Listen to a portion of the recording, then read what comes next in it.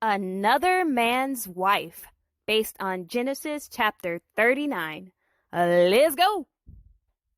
Now that the Midianites have sold Joseph in Egypt to Potiphar, the captain of the guard, Potiphar introduces himself to Joseph and explains his duties to him as he gives him a tour of his property.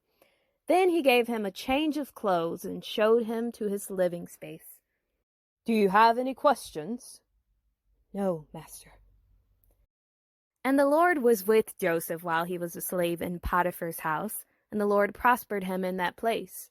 When Potiphar saw that God was with Joseph and caused everything he did to succeed, Joseph found favor in the eyes of his master and became his attendant. "You will be in charge of everything I own, Joseph. With you in charge, I will only concern myself about the food I eat." "I am honored to have found favor in the eyes of my master. Thank you." So God continued to bless Potiphar's household because of Joseph. One day, as Joseph was taking care of his duties and minding his own business, Potiphar's wife couldn't help but to notice how strong and handsome Joseph was, and her messiness got the best of her. So she snapped her fingers to signal her attendants to leave her. As they quickly departed, she calls Joseph over. "Joseph, have you been working out?" "Yes." "I can tell. You know, Joseph, with you around, my husband has more time on his hands, and you would think that he would use it to spend with me. But no, he's always playing sports, and he comes home only for dinner." "You know, that's too bad. I should get back to work." "Oh, Joseph, work, work, work. You know, I don't think he cares about me. Joseph, I see you more than I see him. You're practically the man of the house." "Who, me? No, no, no, no, no." "Yes, you. So I wanted to show you a different part of the house." "No. Master already gave me a tour. No thanks." "Oh, Joseph, come to bed with me. What is wrong with you?" "Are you kidding me? No. Back up. My master put me in charge of his household, and he trusts me with all his affairs. He's withheld nothing from me except you because you're his wife. How then could I betray his trust by doing something so wicked and sin against God? Girl, get on somewhere." "Excuse me." Joseph storms off. "You heard me." I guess she saw this as a challenge, or as if Joseph was playing hard to get, because every day she asks him the same thing, and every day he refuses to sleep with her or even be near her. "Joseph, the offer yesterday, it's still on the table." "Woman, gone!" On a certain day, Joseph went into the house to tend to his work and noticed that none of the servants were inside. But he shrugs it off, not realizing that he walked right into her trap. Potiphar's wife appears out of nowhere and says, "Joseph, the place is all ours," as she grabs his cloak. "I'm going to ask you one last time. Come to bed with me, Joseph." And for the last time, the answer is no. He leaves his cloak in her hand and runs out of the house. Well, once she realized that the cloak was still in her hand and he ran out of the house, she wiped the look of rejection from off her face and prepared for revenge. She called her household servants. "Come at once! Hurry, now, quick!" They formed a single file line in front of her. "You see, my husband has brought this Hebrew slave to make sport of us. He tried to sleep with me, and I cried with a loud voice.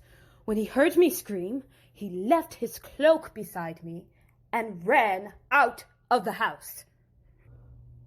Now, don't you ever leave me alone in this house again." But you told us to work outside for an hour. Stop the lies at once! Now go! So she kept the cloak beside her until her husband returned. Then came the lie. Does this look familiar to you? As she holds the cloak over the side of her fanning chair. I don't have time for games, woman. What is it? That Hebrew slave you brought here came to make sport of me. When I screamed for help, he left his cloak beside me and ran out of the house. Joseph? Yes, Joseph. This is how your slave treated me. So what are you going to do about it? Oh, no, he didn't. Guards! Potiphar and his guards came for Joseph and threw his innocent self right in jail. After the prison gates slammed in Joseph's face, Potiphar says, Joseph, I trusted you with everything I had, and this is how you repay me? But master, I didn't do anything wrong. Save it, a fellow prisoner says. So what are you in for? Joseph walks off.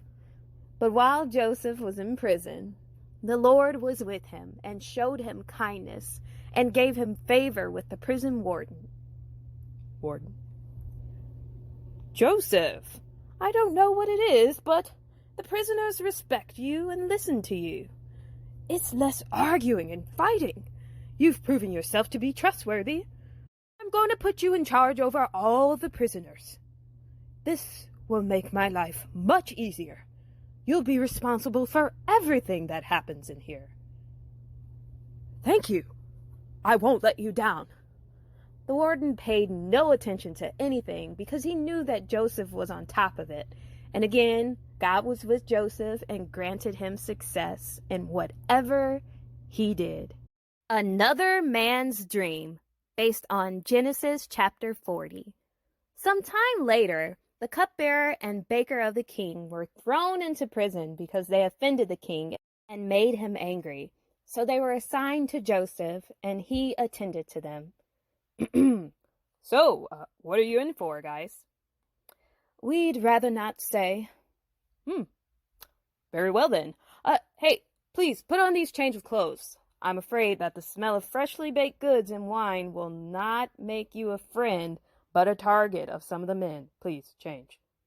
After they had been in custody for a while, both of the men had dreams on the same night, and each of the dreams had their own meaning. The next morning, Joseph saw that the men looked sad, so he asked, Why are you so downcast today, BC? Ha! Get it? Baker, cupbearer?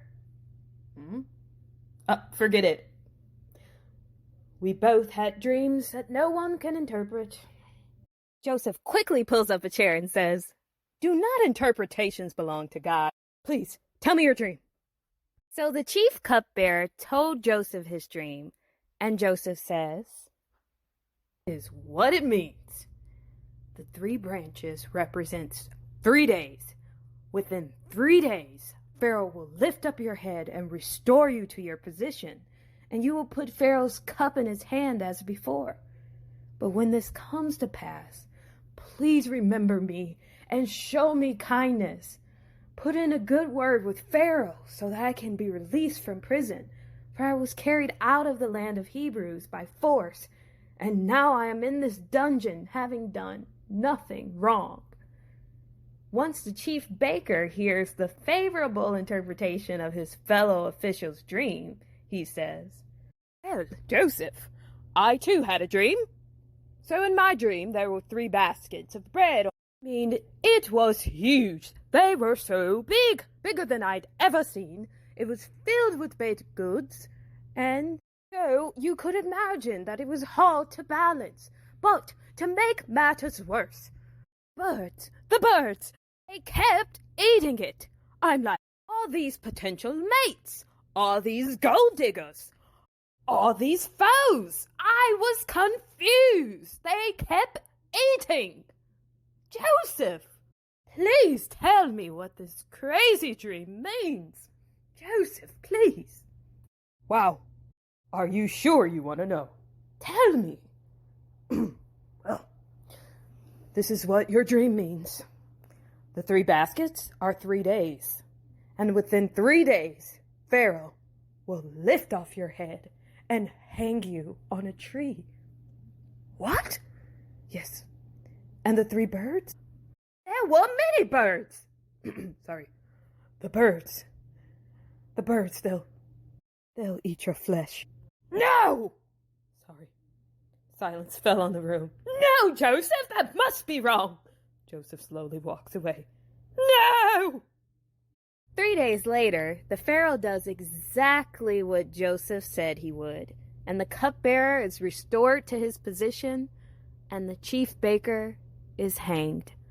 The chief cupbearer, however, did not remember Joseph, because he was too busy living his best life, and he forgot him. Dun, dun, dun! Oh, dear! Joseph, Joseph, Joseph! He is a wanted man. But so far, he is maintaining his integrity, and he cared enough to ask someone else about their dream and why they're down.